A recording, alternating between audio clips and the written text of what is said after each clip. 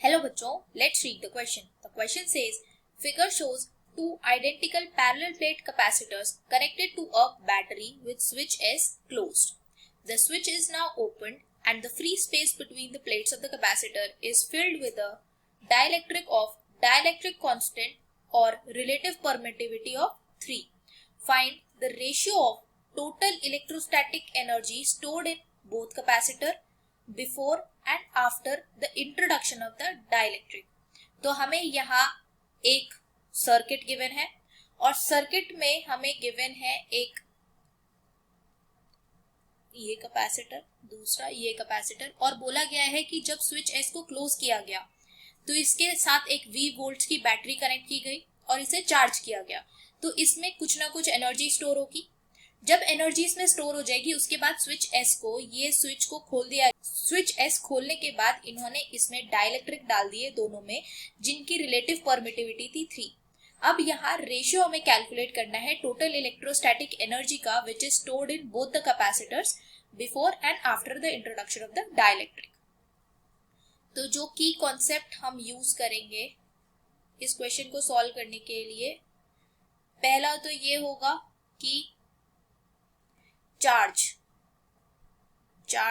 remains constant even after filling the dielectric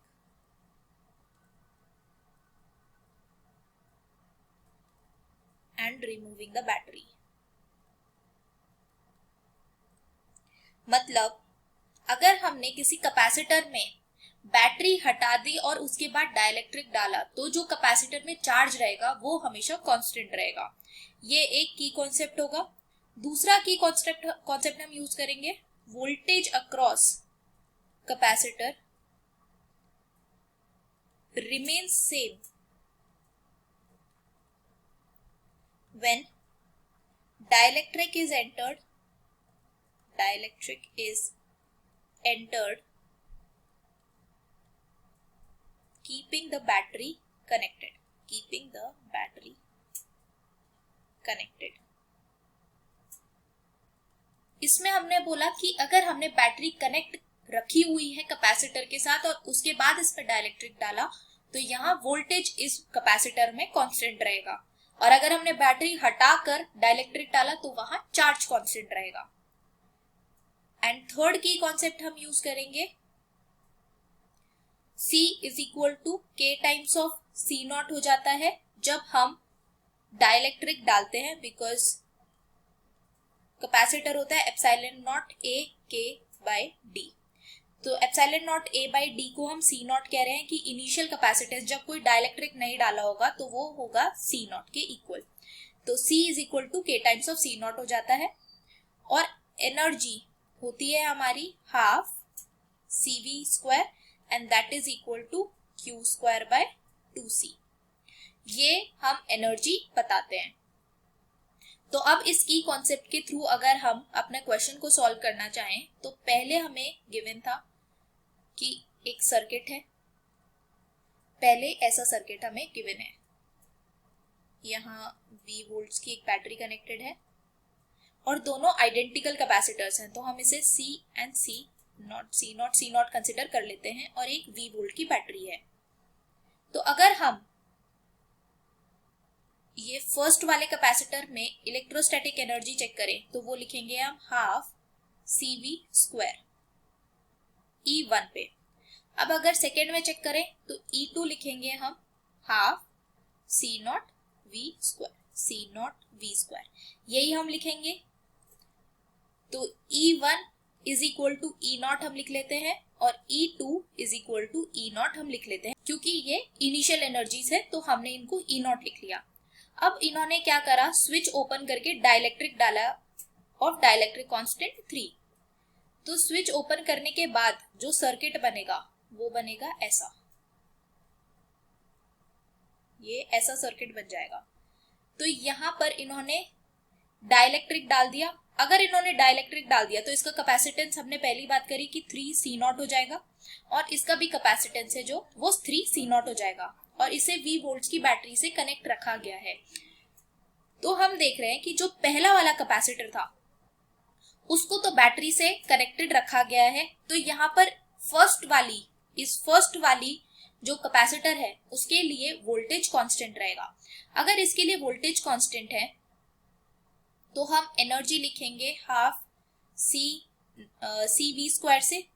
तो यहाँ capacitance change हो रहा है 3 टाइम्स ऑफ सी नॉट से, तो एनर्जी हम लिख सकते हैं 3 E नॉट।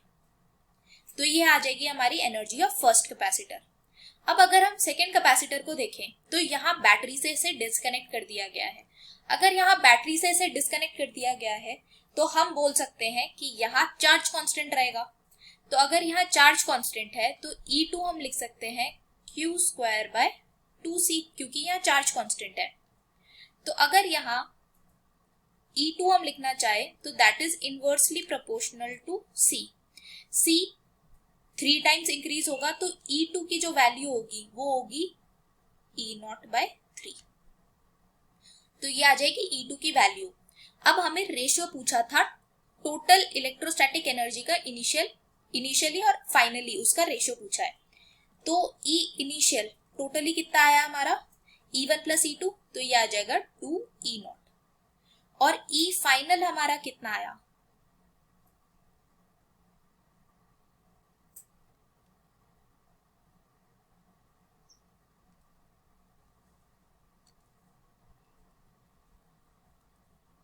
तो यहाँ E फाइनल हमारा कितना आया, फाइनल ये आ जाएगा E1 plus E2, so that is 3 E not plus E not by 3, तो ये आ जाएगा 10 E नॉट बाय 3। अब हमें क्या निकालना था, रेशियो निकालना था। देखो यहाँ लिखा है रेशियो बिफोर एंड आफ्टर का, मतलब इनिशियल और फाइनल के बीच में हमें रेशियो निकालना है। तो E का रेशियो जो है वो निकालना है E इनिशियल मतलब E बिफोर और E फाइनल। E इनिशियल आया हमारा 2 E not divided by E final हमारा आया 10 E नॉट बाय 3, तो हम इसे लिख सकते हैं 6 by 10, so that is equal to 3 by 5। तो जो रेशियो आया हमारा E इनिशियल और E फाइनल मतलब E before opening the switch and E after opening the switch, तो वो आया हमारा ratio 3 by 5। I hope you understood this well. Thank you so much, all the best.